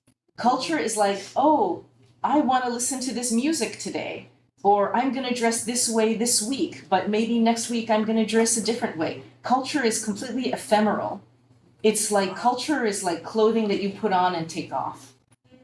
So that was the sense that came across in our interviews. And that, again, in this, I think, American mindset, you are the master of culture. So you get to determine culture. And you say, oh, today I really feel like I'm Brazilian and, so I'm going to be friends with Luis and I'm going to listen to a certain kind of music. But maybe next week I'll really feel more like I'm Japanese or something. So I think it seems extreme, but there's work by an American sociologist named Tomás Jiménez on what he calls honorary or ethnic affiliates. And he studies this among young people, this interest in sort of picking and choosing and adopting different cultures that may not necessarily be the one that you grew up with in your family household. So in the US, behavior is more of essential. Só desculpa que a gente está com um tempo muito. Yes, Ainda but está we disponível can, para I'd be vocês happy to conversarem. talk more, yes. And then just very quickly, the question about ages and how ages matter. So in our research, we focused on college students, university students, because in my original research for my first book, I was interested in studying what people learn in the classroom and how that affects their thinking. So I started off in universities because I didn't talk about this, but I actually interviewed professors and then their students, and I would compare what they believe. So because I had a sample of university students in the US, we went also to universities in Italy. That was why that choice. And very quickly, in terms of age, to be honest with you, I don't think that age actually made such a difference in the responses we got. And the reason I say that very quickly is that I don't think that there has been a lot of work, whether in the United States or elsewhere, to really help people understand how racial categories are socially constructed ones. So I think most people in the US, and I think in Italy certainly, continue to think about racial categories as just these natural categories that are out there. And I don't think that young people versus older people think very differently about this. One last thing I'll say is that another conclusion of our book was that we as educators were not doing enough to really help young people understand how these categories are socially created. Thank you. Thinking about that because maybe here in Brazil there's a different thing. Maybe because I think maybe affect us. Yeah. But I think, I mean, this would be a conversation for later to think about how affirmative action policies, the extent to which they help people understand how these categories are related. I mean, as Marcio was saying, like all the construction around the classification of like preto, pardo, negro, all of that. Here in Brazil, you have a public context where it makes it very clear that these are categories under construction. In the US, we don't have so much of that, I think, that recognition. We should, but we don't. Thank you.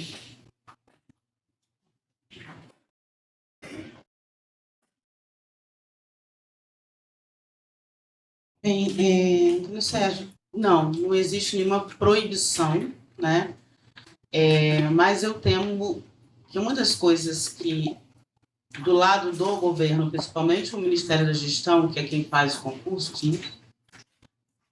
Inclusive, isso é uma coisa que, em todos os lugares que a gente construiu o Programa Federal de Ações Afirmativas, que os 27 ministérios estavam construindo quando eu saí, e em todos os lugares, ministérios que eu fui, o medo de judicialização é enorme, né? Acho que por mais que as políticas de ações afirmativas tenham segurança jurídica para acontecerem, esses processos, né, os detalhes, eles são realmente muito complexos e o diabo mora nos detalhes, né? Então, não existe nenhuma proibição, mas eu não descarto que uma universidade que publique negros, ela tenha problemas, porque o termo não está na lei, né? Mas isso ainda não aconteceu, eu acho que pode ser...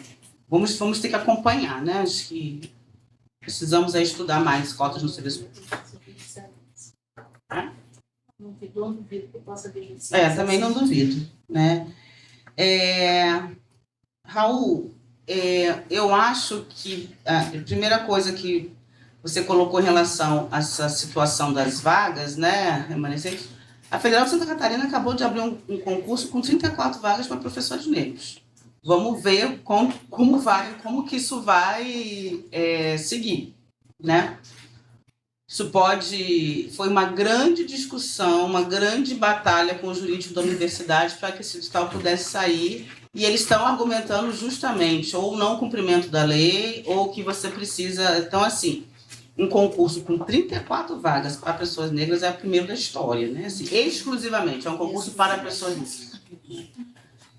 E o argumento nós temos um déficit aí desde que a lei foi criada, então isso está sendo colocado, mas foi uma batalha jurídica muito grande, né, da reitoria com os juristas da universidade, mas também eu acompanhei de perto eles fizeram um mega estudo antes, levantando os dados, da universidade, dos concursos que foram feitos,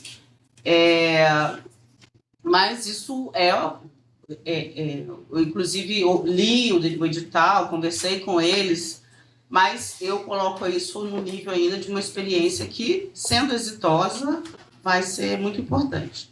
Por outro lado, não sendo, na judicialização, isso é uma coisa que também eu vou falar mais amanhã, o judiciário brasileiro está muito convencido das políticas de ações afirmativas. Assim, a gente não tem tido muito problema.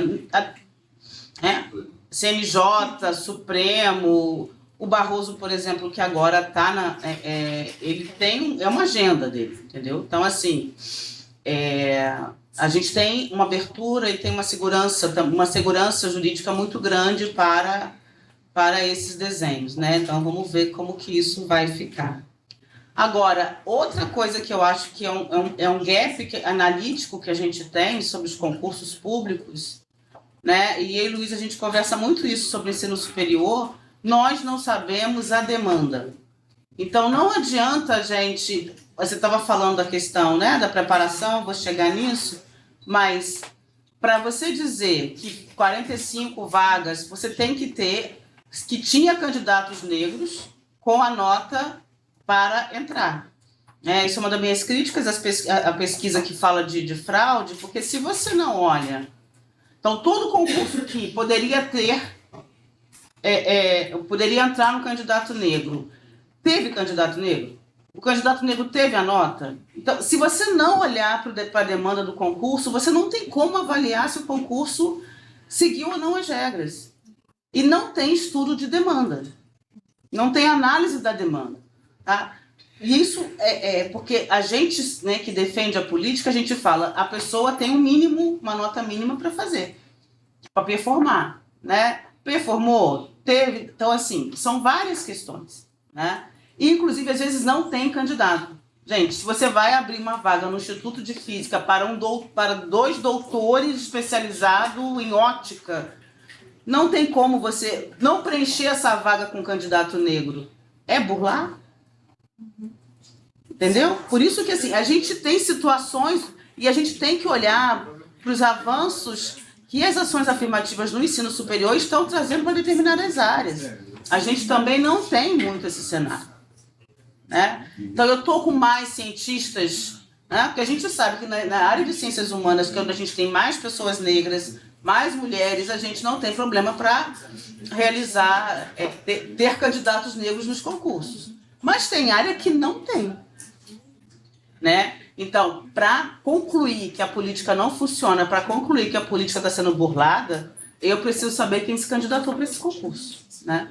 E, nesse sentido, a gente fez, quando eu estava na secretaria, a gente ampliou o número de vagas do concurso do edital do Rio Branco, que é a Bolsa para Vocação Diplomática, que tem reserva de vagas, já tem 20 anos esse programa. A gente instruiu um programa junto com a AGU, né, para que você tenha, para selecionar pessoas negras para fazer cursos preparatórios para se candidatar a vagas de advocacia pública, advocacia pública, né? Não apenas a AGU, mas todo e qualquer concurso. Então, a gente estava com uma primeira turma, tá em curso agora, e já teve efeito, já teve gente que já passou em concurso. E a gente ia construir com o Ministério da Fazenda um curso preparatório para auditoria. Porque no Ministério da Fazenda, você tem que ser auditor para você ter qualquer cargo, você tem que estar... O Ministério da Fazenda, ele não tem, por exemplo, cargos de livre nomeação, praticamente. A não ser a assessoria do ministro, mas a carreira, as pessoas que vão para a gestão do topo do Ministério são pessoas de carreira. Se você não tem auditor público negro, você não tem como colocar auditor público negro no Ministério da Fazenda. É uma limitação do desenho, assim como você tem o Ministério da Defesa, que também... Então, tem alguns ministérios que não adiantam. Né? Mas eu acho que são coisas que a gente precisa qualificar a demanda e conhecer a demanda. Porque sem isso a gente não pode avaliar a política, é muito difícil. Né? Acho que é isso.